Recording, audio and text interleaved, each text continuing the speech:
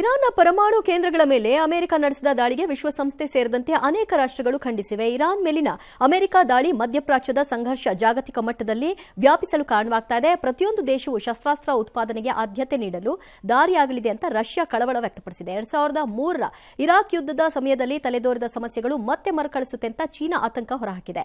ಇನ್ನು 2026ರ ನೊಬೆಲ್ ಶಾಂತಿ ಪುರಸ್ಕಾರಕ್ಕೆ ಅಮೆರಿಕ ಅಧ್ಯಕ್ಷ ಡೊನಾಲ್ಡ್ ಟ್ರಂಪ್ ಹೆಸರನ್ನು ನಾಮನಿರ್ದೇಶನ ಮಾಡಿತ್ತು ಪಾಕಿಸ್ತಾನ. ಈಗ ಯೂ-ಟರ್ನ್ ಹೊಡೆದಿದೆ.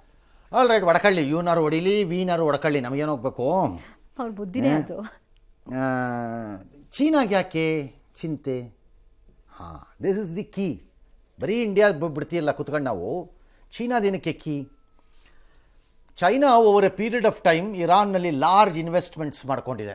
ತುಂಬ ದೊಡ್ಡ ಬಂಡವಾಳಗಳನ್ನು ಹೂಡಿದೆ ಅಲ್ಲಿ ಇರಾನ್ನಲ್ಲಿ. ಹಾಗಾಗಿ ಅದಕ್ಕೆ ಕೀ ಪಾರ್ಟ್ನರ್ ಅದು. So trade and other things. Plus ಅಲ್ಲೊಂದು ಪೋರ್ಟ್ ಮಾಡ್ಕೊಂಡಿದೆ. ದಟ್ಸ್ ವೆರಿ ವೆರಿ ಕ್ರಿಟಿಕಲ್ ಅವ್ರಿಗದು, ಆ ಪೋರ್ಟ್ ಅದು. ನಂಬರ್ 2, ನಾವು ಚಹಾಬರ್ ನಾವು ಮಾಡೋಕ್ಕೆ ಟ್ರೈ ಮಾಡ್ದಂಗೆ ನಮಗಿನ್ನೂ ಆಗಿಲ್ಲ ಅಲ್ಲಿ.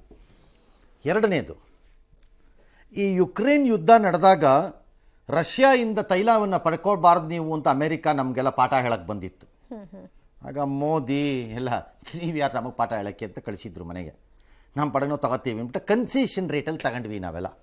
ಈಗಲೂ ಸ್ವಲ್ಪ ಕನ್ಸೆಷನ್ ರೇಟಲ್ಲಿ ಇದೆ ನಾವು ಇರಬೇಕೀಗ. ಅದೇ ಥರ ಇರಾನ್ ಮೇಲೆ ಸ್ಯಾಂಕ್ಷನ್ಸ್ ಇದೆ, ತೈಲ ಉತ್ಪನ್ನಗಳನ್ನು ಮಾರುವ ಹಾಗಿಲ್ಲ ಅಂತ. ಇರಾನ್ ಮೇಲೆ ಇದೆ, ಯುನೈಟೆಡ್ ನೇಷನ್ಸ್ದು ಸ್ಯಾಂಕ್ಷನ್ಸ್ ಇವೆ ಒಂದಷ್ಟು. ಅದರ ಒಳಗಡೆಯಲ್ಲಿ ತೈಲವನ್ನು 80% ಖರೀದಿ ಮಾಡ್ತಾ ಇರೋದು ಚೈನಾ. ಯಾವುದರಲ್ಲಿ? ಕನ್ಸೆಷನ್ ರೇಟಲ್ಲಿ.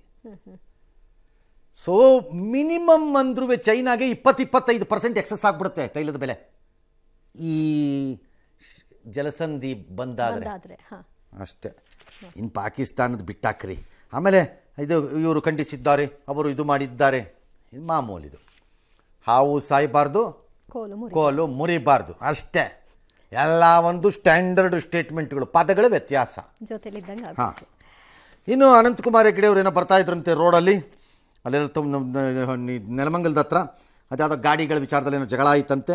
ಅವ್ರ ಗಂಡ ಮೇಲೆ ಇಳಿದ್ನಂತೆ, ಯಾರಿಗೋ ಒಬ್ರಿಗೆ ತಳ್ಳಿದ್ರು, ಹೊಡೆದ್ರು ಅಥವಾ ಬೈದ್ರು, ಏನೋ ಒಂದು ಆಯ್ತಂತೆ. ಈಗ ಅವ್ರ ಮೇಲೆ ಕೇಸ್ ಕೊಟ್ಟಿದ್ದಾರಂತೆ. ಕೇಸ್ನ ತೊಗೊಂಡಿದ್ದಾರೆ, ತಗೋಬೋದು.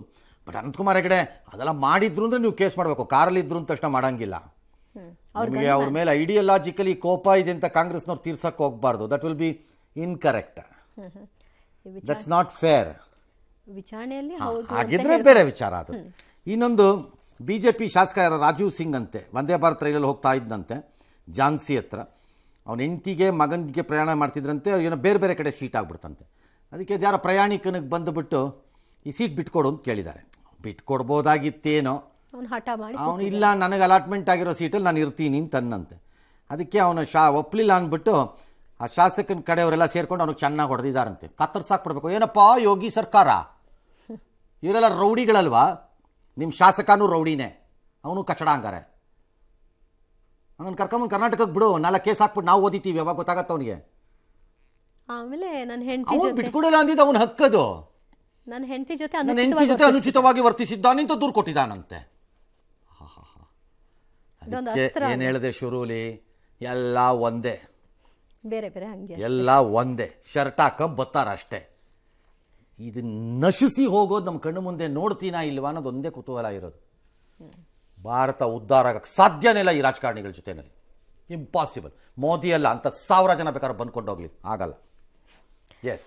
ಐಶ್ವರ್ಯಗೌಡ ವಂಚನೆ ಪ್ರಕರಣದಲ್ಲಿ ಮಾಜಿ ಸಂಸದ ಕಾಂಗ್ರೆಸ್ನ ಮುಖಂಡ ಡಿ.ಕೆ. ಸುರೇಶ್ ಇವತ್ತು 7 ಗಂಟೆಗಳ ಇಡಿ ವಿಚಾರಣೆಯನ್ನು ಎದುರಿಸಿದ್ದಾರೆ. ಜುಲೈ 8ನೇ ತಾರೀಕು ವಿಚಾರಣೆಗೆ ಬನ್ನಿ ಅಂತ ಹೇಳಿದ್ದಾರೆ. ಉತ್ತರ ಕೊಡ್ರಿ, ಅದೇನು ಕೇಳ್ತಾರೆ ಕೊಡ್ರಿ ಉತ್ತರ. ಡಾಕ್ಯುಮೆಂಟ್ ಕೇಳಿದ್ರೆ ಕೊಡ್ರಿ. ಇನ್ನು ಅವ್ರೇನೋ ಎಚ್ ಕೆ ಪಾಟೀಲ್ರು 1.5 ಲಕ್ಷ ಕೋಟಿ ನಷ್ಟ ರಾಜ್ಯದ ಬೊಕ್ಕಸಕ್ಕೆ ಅಂತಂದಿದ್ದಕ್ಕೆ ಕುಮಾರಸ್ವಾಮಿ ಅವರೇನೋ ಕುಂಭಕರ್ಣ ನಿದ್ದೆಯಿಂದ ಎದ್ದಿದ್ದಾರೆ. ಅವ್ರಿಗೆ ಯಾಕೆ ಅಕ್ರಮ ಗಣಿಗಾರಿಕೆ ಮೇಲೆ ಮನಸ್ಸಾಯಿತೋ ಗೊತ್ತಿಲ್ಲ. 14 ವರ್ಷದಿಂದ ನಡೀತಿದೆ ಅಂತ ನೀಡ್ತಿರ್ಬೋದು. It's all right. ನನ್ನ ಪ್ರಕಾರ ಅದನ್ನು ಬರೀಬಾರ್ದು ಅಂತ ಏನಾದ್ರು ಕಾನೂನು ಇದೆಯಾ? ಅದ್ರದ್ದು ಶಿಕ್ಷೆ ಆಗಬೇಕು ಅನ್ನೋದ್ರಲ್ಲಿ ಅವ್ರು ಕಾಗದ ಬರ್ದಿದ್ರಲ್ಲಿ ತಪ್ಪೇನಿದೆ ಹೇಳಿ ಯಾರೊಬ್ರು ನನಗೆ.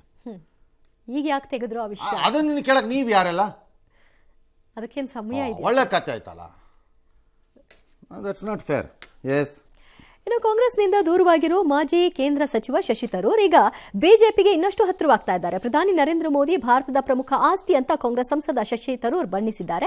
ಆಂಗ್ಲ ಪತ್ರಿಕೆಗೆ ಬರೆದ ಅಂಕಣದಲ್ಲಿ ಮೋದಿ ಶಕ್ತಿ, ಚೈತನ್ಯ ಮತ್ತು ತೊಡಗಿಸಿಕೊಳ್ಳುವ ಇಚ್ಛೆಯ ಗುಣಗಳು ವಿಶ್ವ ವೇದಿಕೆಯಲ್ಲಿ ಭಾರತಕ್ಕೆ ಬಲವಾದ ಪ್ರಯೋಜನವನ್ನ ನೀಡುತ್ತೆ ಅಂತ ಅವರು ಹೇಳಿದ್ದಾರೆ. ವಿಶ್ವ ವೇದಿಕೆಯಲ್ಲಿ ಭಾರತದ ಪತಾಕೆ ಹಾರಿಸಲು ಮೋದಿ ಅವರಿಗೆ ಹೆಚ್ಚಿನ ಬೆಂಬಲ ಬೇಕು ಅಂತ ಆಪರೇಷನ್ ಸಿಂಧೂರದ ಬಗ್ಗೆ ತಮ್ಮ ಅಭಿಪ್ರಾಯವನ್ನು ಅವರು ಮಂಡಿಸಿದ್ದಾರೆ. ದೇಶದ 5 ರಾಜ್ಯದಲ್ಲಿ ಉಪಚುನಾವಣೆಯನ್ನು ನಡೀತು. ಅದರಲ್ಲಿ 2 ಆಪು, 1 BJP, 1 ಕಾಂಗ್ರೆಸ್, 1 TMC ಗೆದ್ದಿದ್ದಾರೆ. ಆಪ್ನವ್ರು ಪಂಜಾಬಲ್ಲಿ, ಗುಜರಾತಲ್ಲೆಲ್ಲ ಗೆದ್ದಿದ್ದಾರೆ. ತೃಣಮೂಲ್ ಕಾಂಗ್ರೆಸ್ ಅವರು ಪಶ್ಚಿಮ ಬಂಗಾಳದಲ್ಲಿ ಗೆದ್ದಿದ್ದಾರೆ. ಕಾಂಗ್ರೆಸ್ನವರು ಕೇರಳದಲ್ಲಿ ಗೆದ್ದಿದ್ದಾರೆ. UDFನವರು. All right. ಮೇಘಾಲಯ ಹನಿಮೂನ್ ಹತ್ಯೆ ಪ್ರಕರಣ ಮಾಸುವ ಮುನ್ನವೇ ಇದೀಗ ತೆಲಂಗಾಣದ ಜೋಗಳಂಬ ಗಡ್ವಾಲ್ ಜಿಲ್ಲೆಯಲ್ಲಿ ಪತಿಯನ್ನ ಪತ್ನಿಯೇ ಸುಪಾರಿ ಕೊಟ್ಟು ಕೊಲ್ಲಿಸಿರುವಂತಹ ಘಟನೆ. ಮೇ 18 ಮದುವೆ ಆಗಿದೆ. ಜೂನ್ 17 ಆತ ನಾಪತ್ತೆಯಾಗಿದ್ದಾನೆ. ಕೊನೆಗೆ ಮೃತದೇಹ ಪತ್ತೆಯಾಗಿದೆ. ಬ್ಯಾಂಕ್ನಲ್ಲಿ ಕೆಲಸ ಮಾಡ್ತಾ ಇದ್ದ ವ್ಯಕ್ತಿ ಜೊತೆಗೆ ತಾಯಿ ಮತ್ತು ಮಗಳಿಬ್ಬರಿಗೂ ಕೂಡ ಅಕ್ರಮ ಸಂಬಂಧ ಆಯ್ತಂತೆ. ಈ ವಿಷಯ ಆತನಿಗೆ ಗೊತ್ತಾಗ್ಬಿಡುತ್ತೆ ಅಂತ ಈ ಕೃತ್ಯವನ್ನ ಎಸಗಿದ್ದಾರೆ. ಈಗ ಒಪ್ಕೊಂಡಿದ್ದಾರಂತೆ. ಹಾಗಾಗಿ ಪೊಲೀಸ್ನವರು ಅವ್ರನ್ನ ಇಬ್ಬರನ್ನು ಕರ್ಕೊಂಡು ಕೂರಿಸ್ಕೊಂಡಿದ್ದಾರೆ. ನೀನು ವಿಮಾನ ಚಲಾಯಿಸೋಕ್ಕೆ ಯೋಗ್ಯ ಅಲ್ಲ, ಚಪ್ಪಲಿ ಹೋಲಿ ಹೋಗಿ ಅಂತ ಹಿರಿಯ ಅಧಿಕಾರಿಗಳಿಗೆ ಅವಮಾನ ಮಾಡಿದ್ದಾರೆ ಅಂತ ತರಬೇತಿ ಇಲ್ಲಿರುವಂಥ ಪೈಲಟ್ ಕಂಪ್ಲೇಂಟ್ ಕೊಟ್ಟ ಆಧಾರದ ಮೇಲೆ ಪೊಲೀಸ್ನವ್ರು ಕೇಸ್ ತೊಗೊಂಡಿದ್ದಾರೆ. ಈಗ ಬೆಂಗಳೂರಲ್ಲಿ 0 FIR ಮಾಡಿದ್ದಾರೆ. ಅದನ್ನು ಟ್ರಾನ್ಸ್ಫರ್ ಮಾಡಿದ್ದಾರೆ ಆಮೇಲೆ ಗುರುಗ್ರಾಮಕ್ಕೆ. ಈಗ ನಡೀತಾ ಇದೆ. ಇಂಡಿಗೋ ಹಂಗೆಲ್ಲ ನಮ್ಮಲ್ಲಿ ಏನು ಇಲ್ಲ ಅಂತ ಅವರೇನೋ ಅಂತಿದ್ದಾರೆ. ವಾಟ್ ಎವರ್ ಇಟ್ ಈಸ್, ಅದೇನೋ ಒಂದು ತನಿಖೆ ಆಗತ್ತೆ. ಹಾಸನದಲ್ಲಿ ಒಂದೇ ತಿಂಗಳಲ್ಲಿ 13 ಯುವಕರು ಹಾರ್ಟ್ ಅಟ್ಯಾಕ್ನಿಂದ ಸಾವನ್ನಪ್ಪಿದ್ರು. ಇದಕ್ಕೆ ಕೋವಿಡ್ ಲಸಿಕೆ ಕಾರಣ ಇರಬಹುದು ಅನ್ನೋ ಅನುಮಾನ ಇತ್ತು. ತಜ್ಞರ ತಂಡ ಇದಕ್ಕೆ ಸಂಶೋಧನೆ ನಡೆಸಿ ವರದಿ ತಯಾರು ಮಾಡಿದೆ. ಸರ್ಕಾರಕ್ಕೆ ಈ ವರದಿಯನ್ನು ತಲುಪಿಸಿದೆ. ಈ ರೀತಿಯ ಘಟನೆಗೆ ಮದ್ಯಪಾನ, ಧೂಮಪಾನ, ಗುಟ್ಕಾ ಸೇವನೆ ಕಾರಣಗಳಿರಬಹುದು ಅಂತ ಅವ್ರು ಹೇಳ್ತಿದ್ದಾರೆ. ಮದ್ಯಪಾನ, ಧೂಮಪಾನ ಇರ್ಬೋದು, ಇಲ್ಲ ಅಂತ ಹೇಳೋಕ್ಕಾಗಲ್ಲ. ಬಟ್ ಲಾರ್ಜ್ಲಿ ಇದು ಹೆರಿಡಿಟ್ರಿನೂ ಇರ್ಬೋದು. ಹಾರ್ಟ್ ವಿಚಾರದಲ್ಲಿ ಪಾಸಿಬಲ್. ಮುಂಗಾರು ಮಳೆ ಚುರುಕು ಪಡೆದುಕೊಂಡಿದೆ ದಕ್ಷಿಣ ಕನ್ನಡ ಜಿಲ್ಲೆಯಲ್ಲಿ. ಬಟ್ ಒಂದಿದೆ ಇಲ್ಲಿ ಪ್ರಾಬ್ಲಮ್ಮು ಈ ಹಾರ್ಟ್ ಅಟ್ಯಾಕ್ಸಲ್ಲಿ. ಈಗ ನಾವು ನೋಡ್ತಿರೋ ತಪ್ಕ ಅಂತ ಬಿದ್ದೋಗ್ತಿರೋ ಹಾರ್ಟ್ ಅಟ್ಯಾಕಲ್ಲಿ. ಈ ವ್ಯಾಕ್ಸಿನ್ಗೆ ಮೊದಲು ಧೂಮಪಾನ, ಮದ್ಯಪಾನ ಹೆರಿಡಿಟ್ರಿ ಇತ್ತಲ್ಲ. ಹೌದು, ಆಗ ಯಾಕಷ್ಟು ಆಗ್ಲೂ ಅದಿತ್ತಲ್ಲ. ಅದೇನು ಈಗ ಬಂದಿರೋದು ಅಲ್ವಲ್ಲ. ಅದು ಈಗ ಜಾಸ್ತಿ ಆಗ್ತಿದೆಯಲ್ಲ. ಕ್ವಶನ್ ಬರ್ತಾ ಇರೋದು ಭಾಳ ಜನಕ್ಕೆ ಮೆಡಿಕಲಿ ಒಂಥರ ಅಬೆಟ್ಮೆಂಟು ಏಡ್ ಆಯ್ತಾ ಈ ಏನಾದ್ರು ವ್ಯಾಕ್ಸಿನ್ನು ಆ ಎಲ್ಲ ಇದಕ್ಕೆ ಅನ್ನೋದಷ್ಟೇ. ಪ್ರಶ್ನೆ ಅಲ್ಲಿಂದನೇ ಆಗಿರೋದು. ಇದಕ್ಕೂ ಸಂಬಂಧ ಇಲ್ಲ. ಹಂಗಾರೆ ಮೊದಲು ಇರಲಿಲ್ವಾ? ಆ ಪ್ರಶ್ನೆ ಬರುತ್ತೆ. ಮುಂಗಾರು ಮಳೆ ಚುರುಕಾಗಿದೆ ಎಲ್ಲ ಕಡೆ. ಸಿಕ್ಕಾಪಟ್ಟೆ ಮಳೆ, ಎಲ್ಲೋ ಅಲರ್ಟ್ಗಳು, ನದಿಗಳೆಲ್ಲ ತುಂಬ್ತಾ ಇದೆ. KRS ತುಂಬಕ್ಕೆ 4 ಅಡಿ ಸಾಕು.